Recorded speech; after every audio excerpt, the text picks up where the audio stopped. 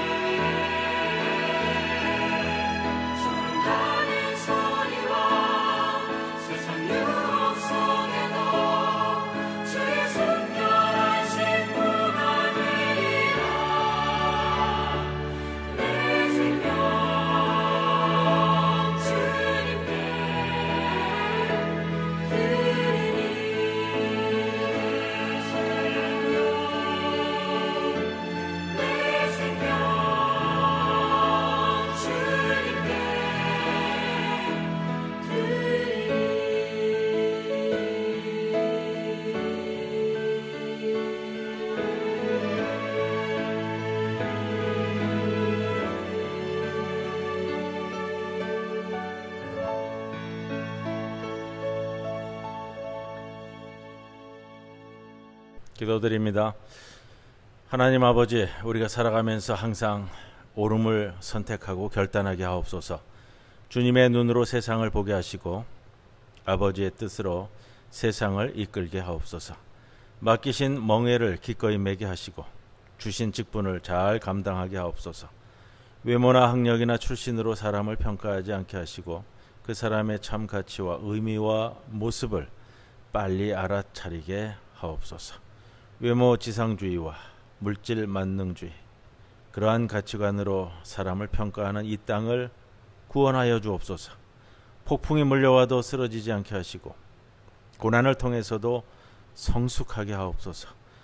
형식으로 포장되어 있는 내 삶을 보게 하시고 외식으로 물들어 있는 내 마음을 씻어 주옵소서. 변화시킬 수 없다면 받아들이게 하시고 능력이 있다면 변화시킬 수 있는 용기도 허락해 주옵소서. 예수님의 이름으로 기도드리옵나이다. 아멘. 226장 찬송드립니다.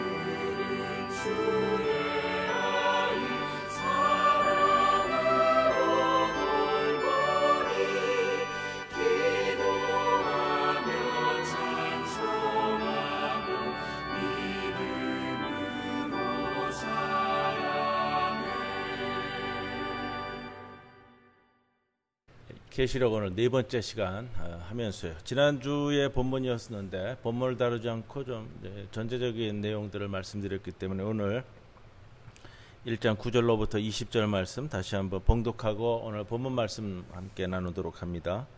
나 요한은 너희 형제요 예수의 환난과 나라와 참음에 동참하는 자라. 하나님의 말씀과 예수를 증언하였으므로 말미암아 반모라 하는 섬에 있었더니 주의 날에 내가 성령에 감동되어 내 뒤에서 나는 나팔 소리 같은 큰 음성을 들으니 이르되 내가 보는 것을 두루마리에 써서 에베소, 서머나, 버가모, 두아디라, 사데, 빌라델피아, 라오디게아 등 7 교회에 보내라 하시기로.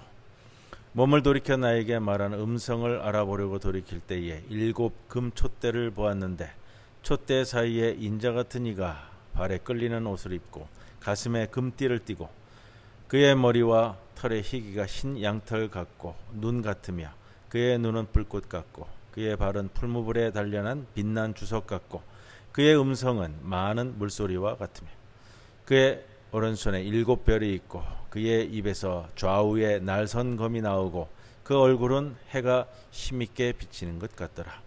내가 볼 때에 그의 발 앞에 엎드려져 죽은 자 같이 되매 그가 오른손을 내게 얹고 이르시되 두려워하지 말라. 나는 처음이요 마지막이니 곧 살아있는 자라. 내가 전에 죽었었노라. 볼지어다 이제 세세토록 살아있어 사망과 음부의 열쇠를 가졌노니 그러므로 내가 본 것과 지금 있는 일과 장차 될 일을 기록하라. 내가 본 것은 내 오른손의 7 별의 비밀과 또 7 금촛대라. 7 별은 7 교회의 사자요 7 촛대는 7 교회니라. 아멘. 오늘은 이 본문 구절 말씀 함께 나눌 건데요. 요한의 소명 환상. 오늘 제목 그렇게 되어 있습니다. 요한의 소명 환상.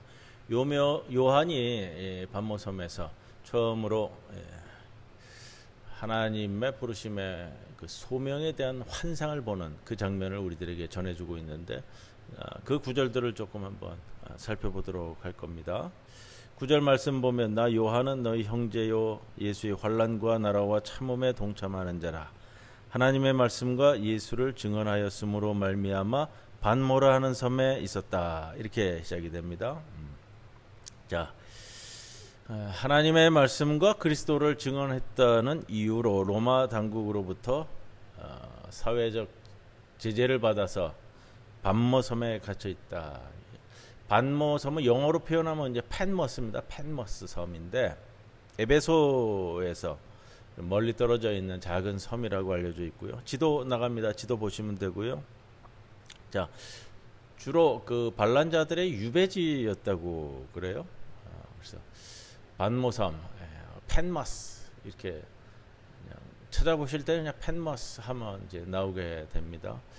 우리 교단의 어느 노회선가 새로 교회가 설립이 되었는데 예전에 찾아보니까 교회 이름이 이제 뭐 에베소 교회, 빌립보 교회 이런 데는 많은데 참 특이하게 펜머스 교회라는 이름의 교회가 개척이 되어져서 그런 이름도 또 쓰고 의미를 갖고 종말론적 의미를 갖고 교회를 시작하는구나 이런 생각도 좀 해봤습니다.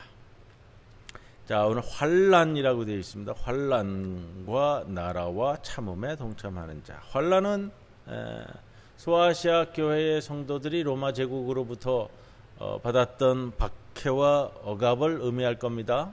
그리고 나라는 이제 헬라어로 바실레이아라는 단어를 쓰고 있는데요.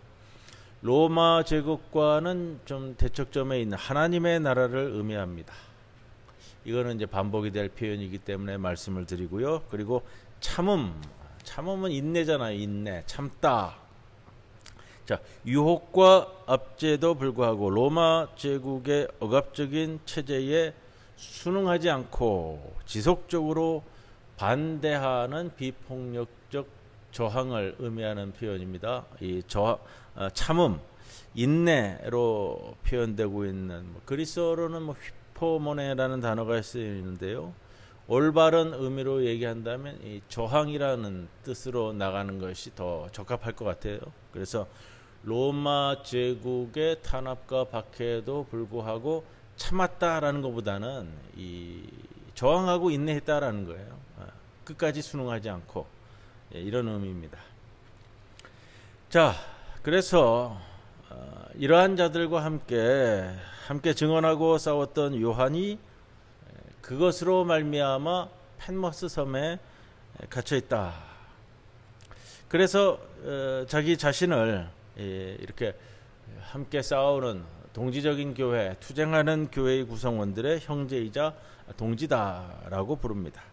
이것은 자신만을 어떤 사도의 권위로서 이렇게 내세우는 것이 아니라 좀 겸손하게 교회를 위계 체제의 어떤 그런 계단이 아니라 민주적이며 평등한 형제 자매적인 신념과 이 개념으로서 공동체적인 개념으로서 교회에 대해서 지금 이야기하고 있다 이렇게 볼 수가 있습니다. 10절 주의 날에 내가 성령에 감동되어 내 뒤에서 나는 나팔 소리 같은 큰 음성을 들었다. 성령에 감동되었다고 합니다. 언제냐? 주의 날에. 주의 날, 우리가 주일이라고 얘기하는데 당시에는 아직 그 주의 날, 주일이 확립되어졌던 그런 때는 아니고요. 역사적으로 생각해 본다면 안식일은 한 주의 마지막 날이잖아요. 근데 예수의 부활을 기념하는 주일이 주의 날입니다. 주일이라는 것 자체가 이제 주의 날이라는 뜻인데, 자, 이것이 초대교회에서는 바로 예수께서 부활한 날을 기념하면서 일주일의 첫 번째 날인 주일에 모여서 예배를 드렸을 겁니다. 이것이 이제 나중에 점점 굳어지는 것이고요. 왜냐? 그것이 하나님께 시간적으로도 구분하여 드리는 것이 얼마나 중요한가라는 것을 알았기 때문입니다.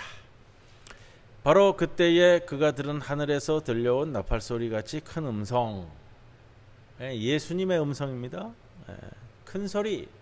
이 표현은요, 에스겔서 3장 12절에도 나오는데, 에스겔서는 이렇게 표현합니다. 때에 주의 영이 나를 들어 올리시는데 내가 내 뒤에서 크게 울리는 소리를 들으니 찬송할지어다. 내가 내 뒤에서 크게 울리는 소리를 들었다. 오늘 이 요한계시록의 구절과 많이 좀 유사한 요소를 보입니다. 오늘 이제 그 말씀들을 드리려고 지금 시작을 하는데, 자, 소아시아 지역 교회 뒤에 이제 7교회가 나올 거고요. 7교회에 대한 지도도 나올 건데, 이 소아시아 7교회 그리스도인들은 주의 날을 예배의 날로 정하고 지킨 것으로 보입니다. 일요일인 주의 날에 예수 그리스도를 주님으로 고백하고 성찬식에 매주 했던 것으로 보여져요. 떡과 잔을 나누고 예수의 부활을 기념하는 그런 예배를 드렸습니다. 이렇게 주의 날에 사람들이 모여서 드리는 예배 자체가 로마 당국으로부터 박해를 당할 수도 있는 위험한 행위입니다. 뭐 우리식으로 얘기한다면 반국가 단체를 결성하는 것 같은 그런 모습으로 보이잖아요. 자, 여하튼 간에 소아시아의 초대교회 교인들은 주의 날을 정해서 정해진 시간에 예배를 드렸다라는 것을 기억합니다. 11절, 하늘에서 들려온 큰 음성은 요한에게 그가 본 것을 책에 기록하여 소아시아에 있는 7 교회에 보내라고 명령합니다. 네가 보는 것을 두루마리에 써서 에베소, 서머나, 버가모, 두아디라, 사데, 빌라델피아, 라오디게아 등 7 교회에 보내라. 보내면 또 주의 날에 예배 드리는 가운데 이 편지가 회람될 거예요. 예배 중에 이제 대독자가 읽으면 모든 성도들이 그 말씀을 듣게 될 겁니다. 우리 이 7 교회는 지명도 그렇고요. 지금 터키 지역이잖아요. 터키 지역 지도 앞에서 보신 것처럼요. 이 7 도시. 자, 12절. 몸을 돌이켜 나에게 말한 음성을 알아보려고 돌이킬 때에 7 금초대를 보았다. 자, 7 금초대는 예루살렘 성전의 제의 기구와 비슷합니다. 성전 안에 있는 제의 기구와 비슷한데 오늘 보면 맨 마지막에 1장 20절에 보면 이 7 금초대를 7 교회를 상징한다 했습니다. 그래서 소아시아의 7 교회를 이 7 금초대에 지금 비유하고 있다. 13절, 촛대 사이에 인자 같은 이가 발에 끌리는 옷을 입고 가슴에 금띠를 띠고. 인자 같은 이가 누구일까? 천상의 예수를 뜻하는 상징하는 표현입니다. 다니엘서 7장 13절에도 내가 또 밤 환상 중에 보니 인자 같은 이가 하늘 구름을 타고 와서. 요한계시록 14장에도 또 반복되는 표현이고요. 인자가 누구냐? 의인이자 택한 자이자 메시아와 동일어로 쓰여지는 표현입니다. 인자는 하나님의 메시아적 대리자로서 선제적, 현재적, 종말론적 차원을 가집니다. 마지막 때에 심판자로서, 구원자로서, 해방자로서 함께 싸우는 투사로서 활동합니다. 7 촛대는 7 교회를 상징하고요. 인자는 교회들 사이에 임재하고 있습니다. 오늘 표현에 이거예요. 촛대 사이에 인자 같은 이가 촛대 사이에 있다라는 것은 그 촛대 사이에 그 인자가 교회들 사이에 임재하고 있다라는 표현이고요. 촛대 사이에 그가 입고 있는 발에 끌리는 옷, 가슴에 메고 있는 금띠, 이거는 이제 왕적 위엄을 나타내는 표현이고요. 권위적인 모습이잖아요. 천상의 예수, 권위를 강조하게 되는데 왜 권위를 강조하게 되냐면요. 지금 로마의 압제에 의해서 고통당하고 있는 성도들을 위로하려면 로마 제국을 압도할 수 있는 이 권위를 가진 자가 나타나야 하잖아요. 그렇기 때문에 상징적으로 쓰여진다라는 것을 우리가 알 수 있습니다. 다니엘이 환상 속에서 본 가브리엘의 옷차림도 이와 비슷합니다. 다니엘서 10장 5절에 그때에 내가 눈을 들어본 즉 한 사람이 세마포 옷을 입었고 허리에는 순금띠를 띠었더라. 14절 갑니다. 그의 머리와 털의 희기가 신양털 같고 눈 같으며 그의 눈은 불꽃 같고. 자, 요한은 몸을 가지고 지금 촛대 사이에 있는 인자 같은 이에 대해서 좀 자세히 표현하는데 신양털 같다라는 것은 거룩함을 표현하기도 하고요. 권위적이기도 하고요. 신양털 같다. 아주 신양털 같은 이가 탁 나타나면 권위 있어 보이고 또 거룩해 보이잖아요. 이제 그 표현이고요. 자, 다니엘서에서도 비슷하게 지금 나오는 표현을 아마 차용한 것으로 보여져요. 다니엘서 7장 9절에 내가 보니 왕좌가 놓이고 옛적부터 항상 계신 이가 좌정하셨는데 그의 옷은 희기가 눈 같고 그의 머리털은 깨끗한 양의 털 같았다. 자, 인자의 눈이 불꽃 같다. 다니엘의 환상 속에서도 우리가 지난 주간에 아마 성경 통독이 다니엘서였을 겁니다. 거기서 반복되는 표현이기도 하고 환상에 나오는 표현이기도 하는데, 자, 뭐 다니엘서에서는 환상에서 본 가브리엘의 불꽃 같은 눈을 표현합니다. 예. 불꽃 같은 눈이 무엇을 표현하느냐? 모든 걸 꿰뚫어 보는 눈, 이런 표현이에요. 그래서 천상의 예수께서 이 일곱 금촛대 사이에 임재하셔서, 그러니까 고통받고 있는 소아시아 일곱 교회에 임재하셔서 성도들 한가운데에서 그의 불꽃 같은 눈을 통해서 뭘 보느냐? 뭘 보느냐?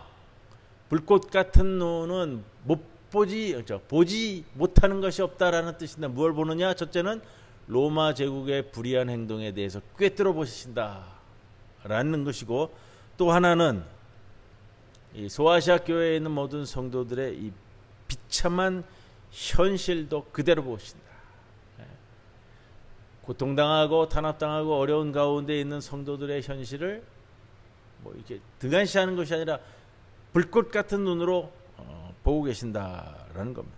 그렇기 때문에 억눌린 자들, 탄압받는 자들, 또 성도들이 그에게 희망을 두고 살 수 있는 겁니다.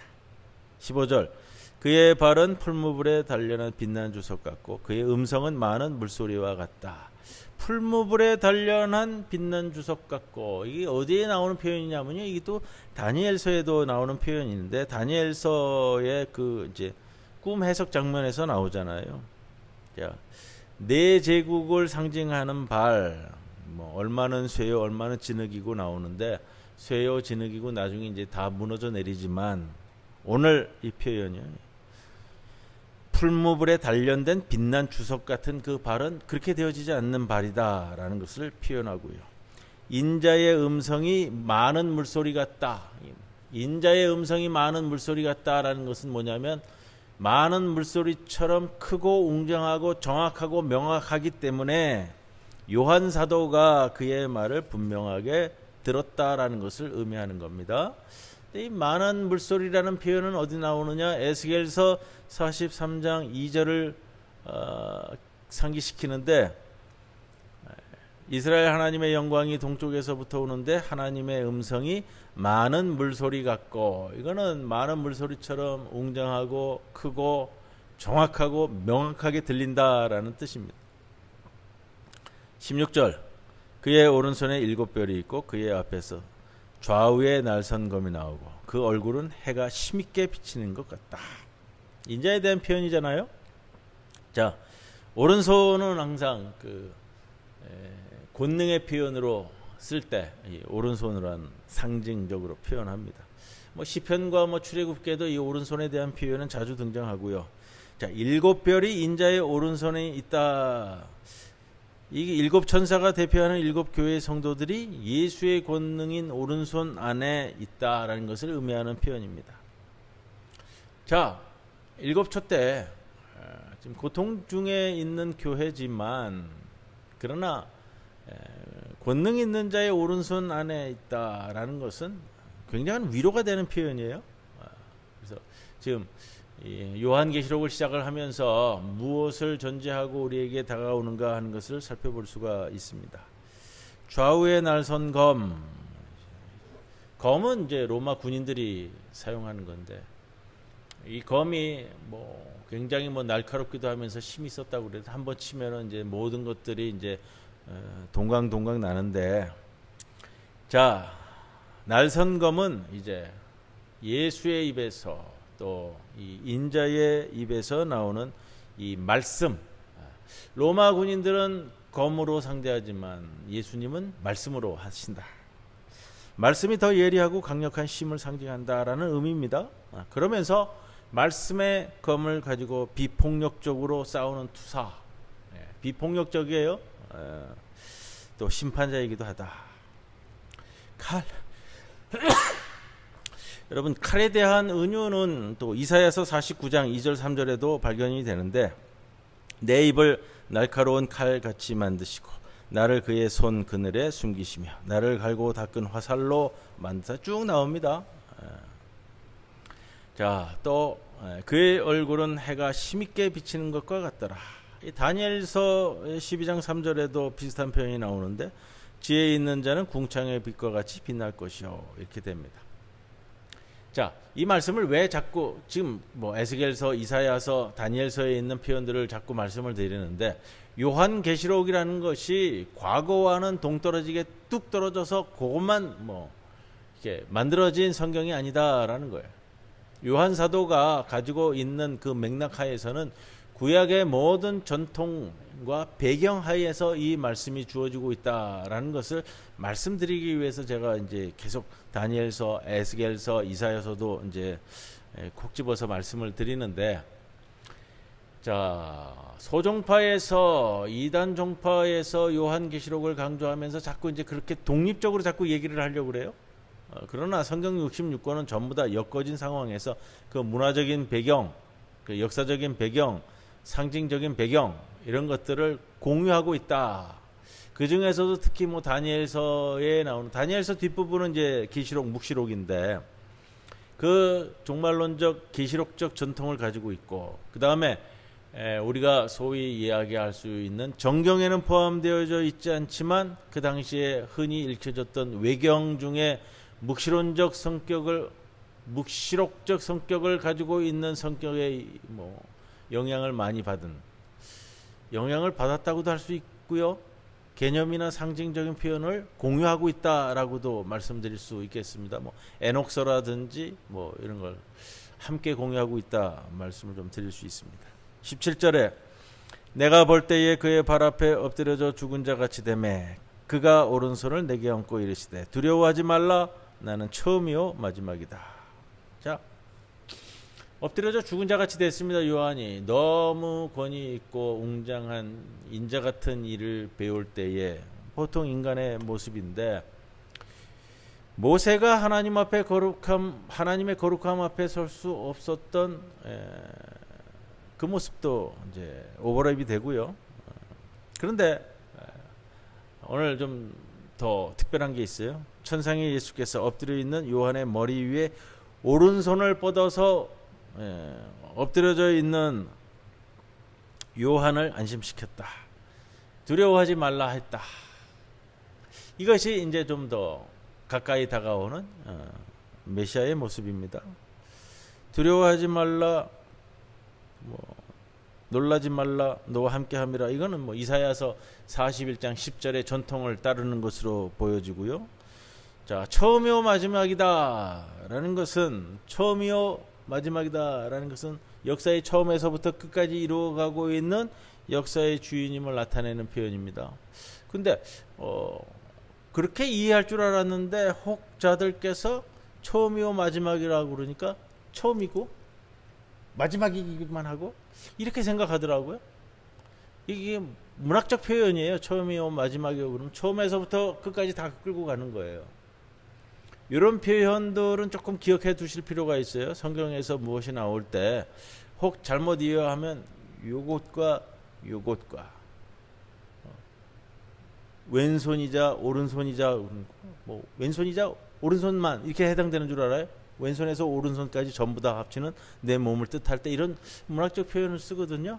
근데 혹 가다가 뭐 제가 설명을 드리면서도 별로 그렇게 이해하는 분은 없을 것 같아 가지고서 말씀을 드렸더니 혹 가다 그렇게 이해를 하시더라고요. 처음이고 마지막이다.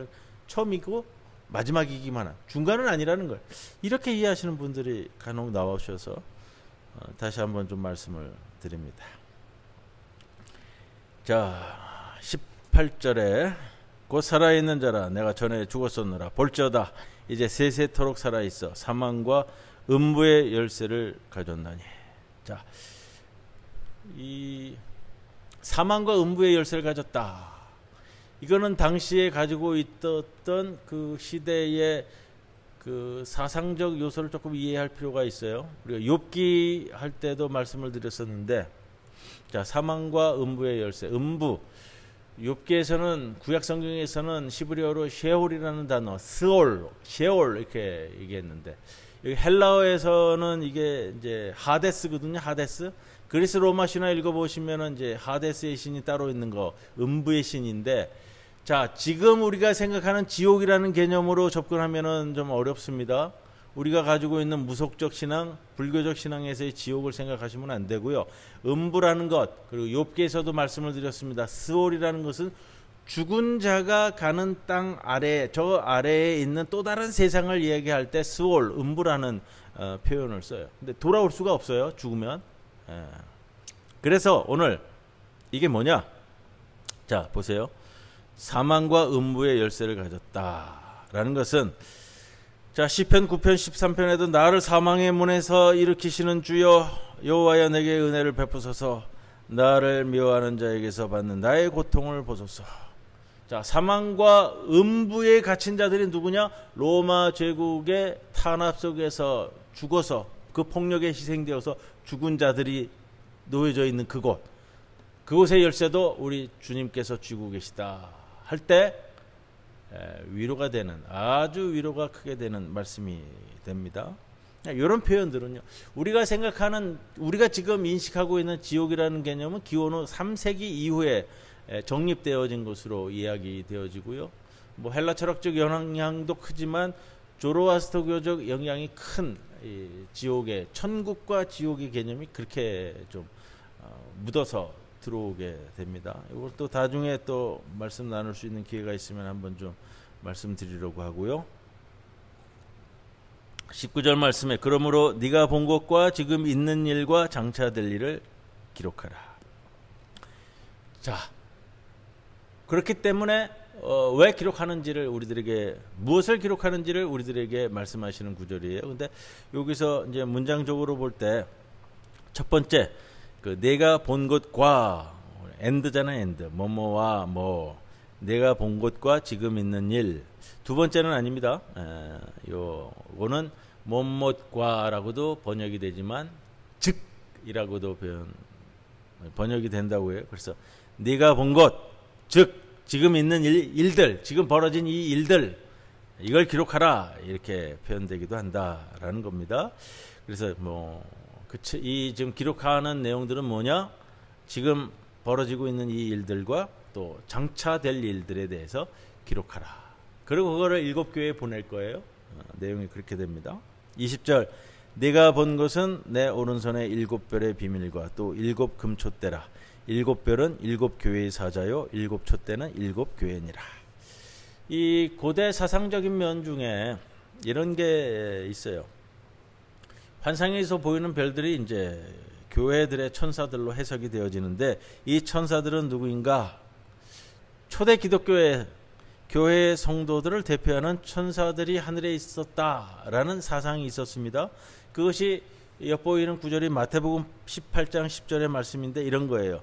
삼가 이 작은 자 중에 하나도 없인 여기지 마라. 너희에게 말하노니 그들의 천사들이 하늘에서 하늘에 계신 내 아버지의 얼굴을 항상 배우느니라. 그들의 천사들, 성도들을 대표하는 천사들이 하늘에 있었다라는 고대 사상적 배경을 가지고 있는 표현이다라는 겁니다. 이러한 것들을 하나씩 이제 좁혀가면서 상징적인 것들을 이해해야 되고요. 우리가 뭐 이렇게 단어 하나, 문구 하나에 매달리는 것보다는 이 계시록 같은 경우에는 전체적인 맥락의 틀 아래서 바라볼 때에 우리가 이해하는데 어렵지 않습니다. 이 엉뚱한 데 빠지지 않을 수 있어요. 그러니까 오늘 같은 경우에 제가 말씀드릴 수 있는 것은 요한계시록이 왜 기록이 되었느냐? 로마의 압제와 탄압 속에서 이 어려움 가운데 있는 성도들을 위로하고 힘을 주기 위한 것. 결론은 그렇게 내어지는데 좀 그것을 어떻게 위로를 주는 말씀이 될 것이느냐? 여기 인자 같으니 우렁찬 또 신혼 입으니 이렇게 표현되면서 이러한 것들이 보여졌을 때 이제 2000년 전에 살았던 초대 기독교인들에게 상징적으로 힘이 될 수 있다. 그 모습을 보여준다. 이렇게 이해하고 출발하는 겁니다. 오늘 요한 사도가 소명 환상을 보는 내용을 통해서 1장을 시작하도록 그렇게 하겠습니다. 다음 주에 이어서 함께 말씀 나눕니다. 찬송가 228장 함께 찬송 드리겠습니다.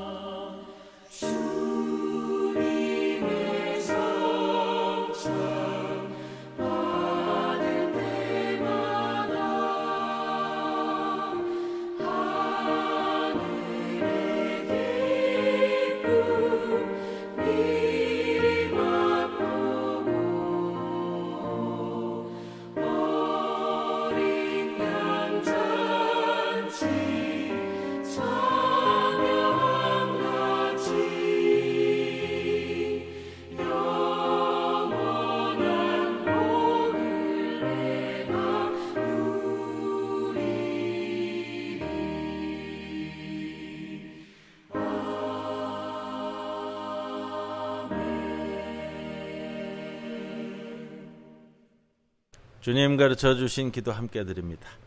하늘에 계신 우리 아버지여, 이름이 거룩히 여김을 받으시오며 나라가 임하시오며 뜻이 하늘에서 이루어진 것 같이 땅에서도 이루어지이다. 오늘 우리에게 일용할 양식을 주시옵고 우리가 우리에게 죄 지은 자를 사하여 준 것 같이 우리 죄를 사하여 주시옵고 우리를 시험에 들게 하지 마시옵고 다만 악에서 구하시옵소서. 나라와 권세와 영광이 아버지께 영원히 있사옵나이다. 아멘.